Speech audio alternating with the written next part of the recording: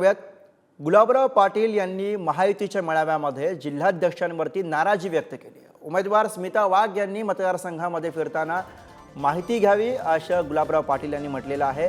उद्या प्रचार दौरा असतो आणि आम्हाला संध्याकाळी फोन येतो असं गुलाबराव पाटलांनी म्हटलं. आमच्याच मतदारसंघामध्ये कोण फिरतंय आम्हालाच माहीत नसतं असंही गुलाबराव पाटलांनी म्हटलेलं आहे. फक्त विनंती एवढी आहे, प्रचार दौरे लावताना काही तुम्हाला आम्ही दोष देणार नाही. तुम्ही उमेदवार आहे, जिल्हा अध्यक्षाचं हे काम आहे. ते शिवसेनेचे असो, भाजपचे असो, राष्ट्रवादीचे असो, दौरा असताना पहिल्या दिवशी आम्हाला संध्याकाळी फोन येतो. आता गुलाबराव पाटलांचा आमदार मतदारसंघ आहे, त्याला कळलं पाहिजे की नाही माझ्या विरोधी गटात कोणी फिरतंय. माझ्या विरोधी गटामध्ये जर ते फिरत असतील आणि आपले 10 कार्यकर्ते दिसत असतील तर गावात इथे जातो यांची हवा नाही आहे.